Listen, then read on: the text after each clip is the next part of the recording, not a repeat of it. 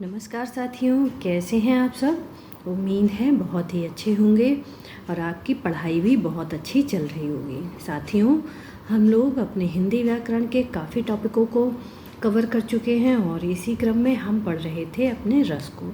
रस एक पार्ट जिसका हम पहले पढ़ चुके हैं, जिसमें कि हमने पढ़ा रस का अर्थ क्या होता है, और रस 3 रसों को हम पढ़ चुके हैं, जैसे कि श्रृंगार रस और हास्य रस और करुण रस। इन 3 रसों को हमने पढ़ लिया था। तो साथियों, आज हम आगे पढ़ेंगे अपने बाकी जो बचे हुए हमारे रस हैं, उनको आज हम पढ़ने वाले हैं। और जैसा कि उस वीडियो में हमने बहुत आसानी से पढ़ा था, ऐसे ही इस वीडियो में भी आपको सब कुछ एकदम समझ में आने वाला है। तो साथियों, सबसे पहले हमने पढ़ा था रस। रस क्या है, तो एक बार सरसरी निगाह से हम देख लें कि रस क्या है। कि रस वो है जिससे हमें किसी काव्य को पढ़कर या सुनकर जो आनंद मिलता है, उसे ही हम रस कहते हैं। रस का शाब्दिक अर्थ है आनंद। क्या अर्थ है? रस का शाब्दिक अर्थ हमने पढ़ा था कि आनंद होता है। तो हमने देख लिया कि रस का शाब्दिक अर्थ होता है आनंद। इसके 4 अंग होते हैं: स्थायी भाव, विभाव, अनुभाव और संचारी भाव। इन सबको भी विस्तृत रूप में हम पढ़ चुके हैं। और इसके बाद में आता है रसों का प्रकार। पहला रस था श्रृंगार रस, जिसे रसराज कहा जाता है। और इसके 2 भेद होते हैं: संयोग श्रृंगार और वियोग श्रृंगार।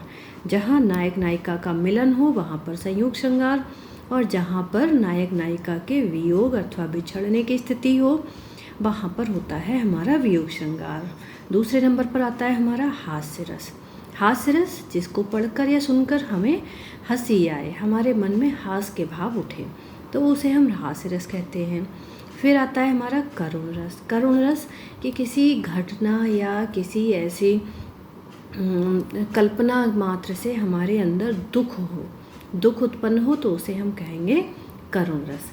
अब हमारा आता है रौद्र रस। रौद्र रस, अब हम इसको विस्तृत रूप में पढ़ेंगे। तो रौद्र रस जिसका स्थायी भाव क्या है? क्रोध। रौद्र रस का स्थायी भाव हमारा क्या होता है? ये होता है हमारा क्रोध। तो क्या कहता है कि जब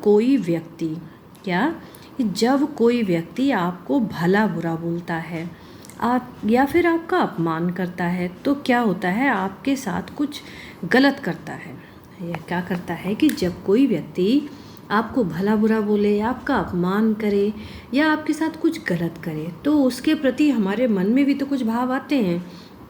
यदि सामने वाला हमें कुछ गलत सलत बोलता है, कुछ हमारे बारे में गलत कहता है या कुछ गलत करता है, तो हमारे मन में भी क्या होता है? बहुत गुस्सा आता है। और इस गुस्से को ही हमारा कौन सा रस होता है? हमारा यही गुस्सा हमारा क्या होता है? रौद्र रस होता है। इसका स्थायी भाव भी देखिए क्रोध है। तो क्रोध, जहाँ पर जब कुछ गलत होगा हमारे साथ तो हमें क्रोध आएगा। और क्रोध वही है कि जब हमें गुस्सा आता है, बहुत तेज गुस्सा आता है, उसे हम कहेंगे क्रोध। क्रोध की भावना अर्थात रौद्र रस हमारा होता है। अब इसका उदाहरण देखते हैं। देखिए उदाहरण क्या लिखा है कि उस काल मारे क्रोध के तन कांपने उसका लगा, मानो हवा के जोर से सोता हुआ सागर जगा। आपको ये लाइनें पढ़कर ही कुछ समझ में आ रहा होगा कि इसमें क्या है? क्रोध। पहली बात तो इसमें क्रोध शब्द ही आ गया। क्रोध आ गया। देखिए क्रोध आया है, मतलब क्रोध है यहाँ पर, रौद्र रस हो गया। और हमें पढ़कर भी ये पता चल रहा है कि कुछ गलत किसी के साथ हुआ है और उसे बहुत ही ज़्यादा गुस्सा आने लगा है। तो जहाँ पर गुस्सा होगा वहाँ पर हमारा क्या होगा? रौद्र रस होगा। अब एक और उदाहरण देखते हैं। क्या लिखता है कि श्री कृष्ण के सुन वचन अर्जुन क्रोध से जलने लगा, सब शोक अपना भूल कर करतल युगल मलने लगा। यहाँ पर श्री कृष्ण के वचन सुनकर अर्जुन को क्या आया है? क्रोध आया है। जब युद्ध भूमि में अर्जुन युद्ध से मना कर देते हैं, तब जब श्री कृष्ण उन्हें उपदेश देते हैं, तब का ये वर्णन है कि उनके उपदेश को सुनकर क्या हुआ? अर्जुन जो है वो क्रोध से जलने लगे। तो जहाँ पर क्रोध होगा वहाँ पर हमारा कौन सा रस होगा? रौद्र रस होगा। हमने भी पढ़ लिया है। तो रौद्र रस अर्थात हमें क्रोध की जहाँ पर हमें अभिव्यक्ति मिल जाए वहाँ पर हमारा रौद्र रस। अब आता है हमारा अगला रस, जो कि है हमारा वीर रस। अब वीर रस जिसका स्थायी भाव क्या है? हमारा उत्साह। वीर रस का स्थायी भाव क्या होगा हमारा? ये होगा उत्साह। तो इसकी परिभाषा देखते हैं कि किसी कठिन कार्य को करने के लिए, क्या कहते हैं कि किसी भी कठिन कार्य को करने के लिए मन में जो उत्साह की भावना होती है उसे ही हम वीर रस कहते हैं। किसी भी कठिन कार्य को करने के लिए यदि हमसे कुछ कह दिया जाए कि हमें कुछ कठिन कार्य, बहुत कठिन कार्य करना है जो हमारे लिए बहुत कठिन है, और ये हमारे सामने हो कि हमें ये करना है, जब हमें जोश आ जाए, जैसे कि इस समय परीक्षा पास करना बहुत ही कठिन कार्य है, आप लोगों के लिए परीक्षा को पास करना कठिन कार्य, लेकिन ये जोश ही तो है जो आपको इसको पढ़ने के लिए आपको उत्साहित करता है। तो जो उत्साह की भावना होती है उसे ही हम क्या कहेंगे, वीर रस कहेंगे। उत्साह हमें कब आएगा, जब हमारे लिए कोई लक्ष्य हमारे सामने होगा और कार्य कठिन होगा, तो उसे करने के लिए हमें उत्साह की बहुत ज़रूरत पड़ती है, तो वहाँ पर हमारा वीर रस होता है। जैसे कि उदाहरण देखते हैं, क्या कहता है, पहला उदाहरण है कि बुंदेले हर बोलों के मुँह, हमने सुनी कहानी थी, खूब लड़ी मर्दानी वह तो झांसी वाली रानी थी। जहाँ पर भी वीरता की बात आती है, ये उन जिन पंक्तियों से हमें ये पता चले कि यहाँ पर वीर कोई अच्छा वीरता भरे काम कर रहा है, तो वहाँ पर हमारा वीर रस होगा। तो देखिए इसमें लिखा हुआ है, खूब लड़ी मर्दानी वह तो झांसी वाली रानी थी। तो झांसी वाली रानी ने भी तो वीरता के ही काम किए थे, तो वहाँ पर हमारा वीर रस होगा।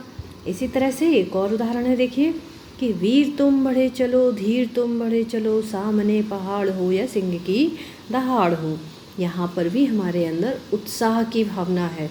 इन पंक्तियों में भी हमें उत्साह मिल रहा है कि चाहे कैसा भी कोई भी चीज़ हमारे सामने हो, कुछ भी कठिनाई हो, पहाड़ या सिंह की दहाड़ का अर्थ है कि कोई भी कठिनाई हमारे सामने हो, लेकिन हम अपने लक्ष्य तक बढ़े रहें। आगे और उदाहरण है, देखते हैं। अगला उदाहरण है कि रणवीर चौकड़ी भर भर कर चेतक बन गया निराला था, राणा प्रताप के घोड़े से पड़ गया हवा का पाला था। यहाँ पर चेतक की वीरता की बात हो रही है, राणा प्रताप की वीरता की बात हो रही है, और चेतक और राणा प्रताप का वर्णन है, तो यहाँ पर भी हमारा वीर रस होगा। एक और उदाहरण दिया गया है, क्या है, मैं सत्य कहता हूँ सखे, सकुमार मत जानो मुझे, यमराज से भी युद्ध में प्रस्तुत सदा मानो मुझे। ये अभिमन्यु का कथन है, तो यहाँ पर भी वीरता की बातें हैं। साथियों, हमें रस पढ़ते समय एक चीज़ का हमेशा ध्यान रखना है कि हम जो भी पंक्तियाँ पढ़ें उन्हें थोड़ा तेज आवाज़ में पढ़ कर देखें। जब हम तेज आवाज़ में पढ़ेंगे तो हमारा जो स्वर होगा वही हमें बता देगा कि इसमें कौन सा रस होना चाहिए या होगा। अब आप खुद सोचिए, यदि हम इसे इस तरह से पढ़ें, मैं सत्य कहता हूँ सखे, सकुमार मत जानो मुझे, यमराज से भी युद्ध में प्रस्तुत सदा मानो मुझे, तब ये पढ़ने में आता। इसके जोश भरी लाइनें हैं, तो इसे हम इसे ही पढ़ेंगे कि मैं सत्य कहता हूँ सखे, सकुमार मत जानो मुझे। बस हमने लाइनें पढ़ी, हमें समझ में आ गया कि जहाँ पर जोश की बातें हैं, हमारे मन में जोश भरने की बात आ जाए, वहाँ पर क्या होगा, वहाँ पर हमारा वीर रस होगा। अब आता है हमारा भयानक रस। भयानक रस जिसका स्थायी भाव क्या है, भय। भयानक रस का स्थायी भाव होता है भय। अब इसकी परिभाषा क्या है कि किसी बात को सुनने या देखने से अथवा उसकी कल्पना से मन में भय छा जाए। क्या कहते हैं कि किसी बात को सुनने अथवा देखने से अथवा उसकी कल्पना से मन में भय छा जाए, तो वहाँ पर भयानक रस होता है। अर्थात कहने का भाव है कि कभी कभी ऐसा होता है कि हम कुछ सुन लें, तो सुनकर ही या हम देख लें कुछ ऐसा, तो हमारे मन में डर आ जाता है। भय मतलब डर। जहाँ पर हमें डर की बात आएगी तो वहाँ पर हमें तुरंत ही लगा देना है कि हमारा भयानक रस होगा। जहाँ पर भी हमें जिन पंक्तियों में दिखता है कि जहाँ पर डर की बात हो। अब देखिए उदाहरण में क्या लिखा है कि एक ओर अजगर ही लख, एक ओर मृगराय, बिकल बटोही बीच में पर्यो मूर्छा खाए। अब यहाँ पर डर है, तभी तो वह मूर्छा खाकर गिर गया है। मतलब एक ओर उसने अजगर देखा, दूसरी ओर कुछ और देखा, तो बीच में दोनों के वह है, तो उसने क्या किया, वो डर के मारे मूर्छित हो गया। तो यहाँ पर डर की भावना है। अगला देखिए उदाहरण क्या है कि उधर गरजती सिंधु लहरिया, कठिन काल के जालों सी, चली आ रही फेन उगलती, फन फैलाए ब्यालों सी। यहाँ पर सागर का वर्णन किया गया है कि सागर किस तरह से भयानक अपना रूप दिखाता है। कैसा कि उधर गरजती सिंधु लहरिया, इस जैसे कि सागर कैसे गरज रहा है, कितने उसकी कैसी उसकी आवाज़ हो रही है और कैसा वो देखने में लग रहा है। तो इन सब चीज़ों को देखकर हमारे मन में डर हो जाता है। यदि हम किसी ऐसी सुनसान जगह पर हों और वहाँ पर क्या हो, कुछ हमें आवाज़ें आने लगें अजीब गरीब, तो हमारे मन में डर ही तो हो जाएगा। तो जैसी हमारी मन की स्थिति होती है उसी के अनुसार हमारे रस होते हैं। तो जहाँ पर हमें डर की बात आएगी वहाँ पर हमारा भयानक रस हो जाएगा। अब आता है हमारा अद्भुत रस। अद्भुत रस जिसका स्थायी भाव क्या है, विस्मय। विस्मय मतलब किसी भी अचानक कोई ऐसा काम हमारे सामने आ जाए जिसको देखकर एकदम हम आश्चर्यचकित हो जाएं। कुछ भी ऐसा हो जाए, कुछ ऐसा असाधारण हमारे सामने हो जिसको देखकर हम आश्चर्यचकित हो जाएं। कभी कभी आपने देखा होगा कि कुछ ऐसी चीज़ें हमारे सामने आ जाती हैं जिनको देखकर हम विश्वास ही नहीं कर पाते कि ये कैसे हो रहा है। तो जहाँ पर विश्वास ना करने वाली स्थिति आए, ये विश्वास ही ना हो कि यह सामने हमारे घटित हो रहा है, तो वहाँ पर क्या होता है, अद्भुत रस होता है जिसका स्थायी भाव क्या है, विस्मय। देखिए उदाहरण भी लिखा है। क्या लिखा है कि अखिल भुवन चर अचर जग, हरिमुख लखि मातु, चकित भई गद गद बचन दृग पुलकात। यहाँ पर जब यशोदा जी का वर्णन किया गया कि यशोदा जी जब श्री कृष्ण के मुख में संपूर्ण संसार को अथवा पृथ्वी को जब देखती हैं तो वो कैसे आश्चर्यचकित हो जाती हैं। तो उसी का यहाँ पर है। जब आश्चर्यचकित हो गई मतलब कि क्या है, यहाँ पर अद्भुत रस होगा। जहाँ पर हमें यह विश्वास ना कर पाएँ, क्या यदि उनके मुंह में वो पृथ्वी देखकर पूरे विश्वास कर पाई होंगी, पूरा संसार देखकर विश्वास कर पाई होंगी, तो जब विश्वास ही नहीं कर पाई होंगी, हमने यही तो पढ़ा, जहाँ पर विश्वास ना करने वाली बात आ जाए, ये विश्वास ही ना हो कि ये हमारे सामने घटित हो रहा है, तो वहाँ पर क्या होगा, अद्भुत रस होगा। एक और उदाहरण है, देखिए क्या लिखा है कि लक्ष्मी थी वह दुर्गा, स्वयं वीरता की अवतार, देख मराठे पुलकित होते उसकी तलवारों के वार। यहाँ पर रानी लक्ष्मीबाई जो हैं उनकी बात की गई है कि जो लक्ष्मीबाई जी थी वो उनको देखकर ये लग रहा था मराठों को कि वह स्वयं दुर्गा की अवतार हैं, और उनकी तलवारों के वारों को देखकर उन्हें यह विश्वास ही नहीं होता था कि ये रानी लक्ष्मीबाई जी हैं। एक और है कि बिन पद चले सुने विनु काना, कर विनु कर्म करे विधि नाना। यहाँ पर भी अविश्वसनीय बात हो रही है जहाँ जिस पर हम विश्वास नहीं कर सकते। तो जैसे कि बिन पद चले, बिना पैरों के कोई चल सकता है, क्या हम इस पर विश्वास करेंगे? यदि हमारे सामने कोई आ जाए तो क्या हम विश्वास करेंगे? और सुने विनु काना, बिन कानों के कोई सुन सकता है, कर विन कर्म करे विधि नाना।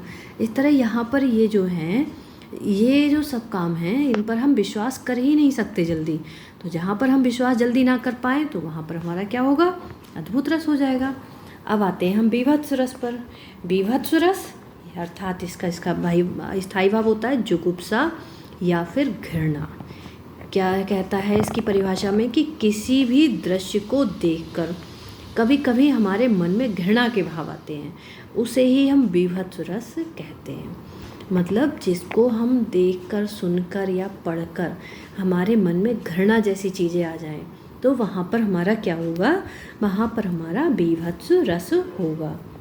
उदाहरण देखिए, आपको पढ़कर ही शायद थोड़ी सी घृणा जैसी आने लगेगी। देखिए क्या लिखा है कि सिर पर बैठो काग, आँख दो खात निकारत, खींचत जीव स्यार अति आनंद उर धारत। इन पंक्तियों को पढ़कर ही हमें अंदर से ये हमारे दिमाग में आता है कि कैसा दृश्य रहा होगा, कितना घिनौना दृश्य होगा। तो जहाँ पर हमें घिन जैसी चीज़ें आती हैं वहाँ पर क्या होता है, बीभत्स रस होता है। एक और उदाहरण देखते हैं। दूसरा उदाहरण है, निकल गली से तब हत्यारा, आया उसने नाम पुकारा, हाथों तौल कर चाकू मारा, छूटा लहू का फव्वारा। अब ये पढ़कर हमें पता चल रहा है कि जैसे ही किसी हत्यारे ने चाकू मारा और चाकू लगने वाले के शरीर से खून का फव्वारा छूट गया, तो ये पढ़कर भी हमें अंदर से घृणा जैसी फील होता है, मतलब घृणा के भाव हमारे अंदर आते हैं। और जब घृणा के भाव आएंगे तो हमारा हो जाएगा बीभत्स रस। अब आते हैं हम अपने अगले रस पर, जो कि हमारा आगे का रस है शांत रस। शांत रस में क्या होता है, इसका स्थायी भाव क्या होता है, निर्वेद। निर्वेद क्या होता है, इसका शांत रस का स्थायी भाव है। अब क्योंकि ये शांत रस बाद में दिया, तो ये शांत रस के प्रवर्तक कौन थे ये भी हमें जानना जरूरी है। ये हमने पहले पढ़ा था कि हमारे जो 8 रस हैं वो तो भरत मुनि ने दिए हैं, और इसके बाद के जो रस हैं वो और विद्वानों ने बाद में दिए हैं। तो शांत रस इसके प्रवर्तक हैं उद्भट, और इसकी परिभाषा क्या होगी कि ज्ञान की प्राप्ति होने पर मन को जो शांति मिलती है उसे ही शांत रस कहा जा सकता है। जैसे कि उदाहरण दिया है कि मन रे तन कागज का पुतला, लागे बूंद बिन सिजाई छिन में, गर्व करे क्या इतना। दूसरा है उदाहरण, जब मैं था तब हरि नहीं, अब हरि है मैं नाही, सब अंधियारा मिट गया, जब दीपक देखा माही। यहाँ पर कबीरदास जी हैं। कबीरदास जी का ये दिया गया है कि ईश्वर की प्राप्ति अर्थात ज्ञान की प्राप्ति पर मन जो है एकदम कैसे शांत हो जाता है। एक और उदाहरण तुलसीदास जी का है, अब लो नसानी अब ना न सही हो। ये उदाहरण बहुत पूछा जाता है, कभी कभी तो ये पूछ लेता है, पद में ये आ भी जाता है कि ये किसका लिखा हुआ है। तो ये तुलसीदास जी का है, अब लो नसानी अब ना न सही हो, राम कृपा भव निशा सिरानी, जागे फिर ना डसई हो। तो इसमें क्या है हमारा, इसमें हमारा कौन सा रस हुआ, इसमें हमारा हुआ शांत रस। अब आगे देखते हैं कौन सा रस है। अब आता है हमारा वात्सल्य रस। वात्सल्य रस जिसका स्थायी भाव है वत्सलता। वात्सल्य रस का स्थायी भाव क्या होगा, वत्सलता। और इसके प्रवर्तक कौन हैं, इसके प्रवर्तक हैं आचार्य विश्वनाथ। मतलब ये वात्सल्य रस के प्रवर्तक होंगे आचार्य विश्वनाथ। और क्या लिखा है कि वात्सल्य रस का सम्राट सूरदास जी को कहा जाता है। ये कहा जाता है कि जैसा कि वात्सल्य रस का वर्णन सूरदास जी ने अपनी बंद आँखों से किया, वैसा कोई भी करने में सक्षम नहीं हुआ। तो इनको वात्सल्य रस का सम्राट कहा जाता है। अब परिभाषा क्या होगी कि किसी काव्य को सुनने पर जब विशेषता अनुजों के प्रति जो भाव की अनुभूति होती है उसे ही वात्सल्य रस कहा जाता है। इसमें स्नेह और अनुराग की अनुभूति होती है। अब ये वात्सल्य रस जो है वो माता के शिशु के प्रति भी हो सकता है, बालक का अपने माता के प्रति भी हो सकता है, भाई का बहन के प्रति, इस तरह से किसी का भी किसी के प्रति हो सकता है। उदाहरण देखते हैं कि क्या है, किलकत कान घुटुरुवन आवत, मन में कनक नंद के आंगन, बिंब पकड़वे धावत। जहाँ पर भी किसी के बालपन की बात की जाए वहाँ पर क्या होता है, वात्सल्य रस हो जाएगा। देखिए और है, मैया मोरी मैंने ही माखन खायो। हमने बहुत सुना है ये पंक्तियाँ तो, लेकिन इसमें कौन सा रस है शायद हम ध्यान ना करें इसका, लेकिन अब हमें पता चल गया कि इसमें कौन सा रस है, इसमें हमारा वात्सल्य रस है। एक और है, संदेशो देवकी सु कहियो, हो तो दहाई तिहारे सुत की कृपा करत ही रहियो। यहाँ पर देवकी जी को संदेश कौन भेज रही हैं, यशोदा जी। तो यशोदा का बालक श्री कृष्ण के प्रति जो है वो वात्सल्य रस के अंदर आता है।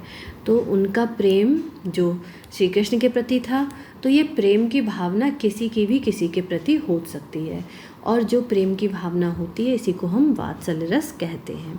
अब आगे देखते हैं, आगे हमारा कौन सा रस है। अब आता है हमारा भक्ति रस, जिसका स्थायी भाव क्या है, ईश्वरीय विषयक रति। इस भक्ति रस को भी रति इसका स्थायी भाव माना गया है, लेकिन ये ईश्वरीय भक्ति वाला रति है। जो श्रृंगार रस का रति है वो अलग है, इसमें ईश्वरीय विषयक रति होता है। इसके प्रतिष्ठापक आचार्य कौन है, वो है रूप गोस्वामी। तो जहाँ पर ईश्वर के प्रति भक्ति की भावना हो वहाँ पर भक्ति रस होता है। जैसे कि राम जपु राम जपु राम जपु बावरे, घोर भव नीर निधि नाम निज नावरे। दूसरा है, प्रभु जी तुम चंदन हम पानी, जाकी गंध अंग अंग समानी। एक और है उदाहरण, जल में कुंभ कुंभ में जल है, बाहर भीतर पानी, फूटा कुंभ जल जलई समाना, इहे कहो ज्ञानी। अब ये हमारे सब 11 के 11 रस हो गए। अब कुछ और भी यहाँ पर तथ्य दिए गए हैं, इनको देख लेते हैं कि क्या कहता है। पहला क्या है कि इसके अतिरिक्त भोज ने शांत, प्रेयस, उदात्त एवं उद्धत नामक 4 नवीन रसों की कल्पना भी की है। अगर हमसे पूछा जाता है कि इन 11 रसों के अतिरिक्त किसने 4 अन्य नवीन रसों की कल्पना की, तो वो होंगे भोज। एक और तथ्य है कि 850 ईस्वी से 1050 ईस्वी के काल को रस विवेचन का स्वर्ण युग माना जाता है। और क्या है कि रस को ध्वनि से युक्त करने का श्रेय किसको है? आनंदवर्धन जी को है। तो ये तथ्य भी हम ध्यान रखेंगे।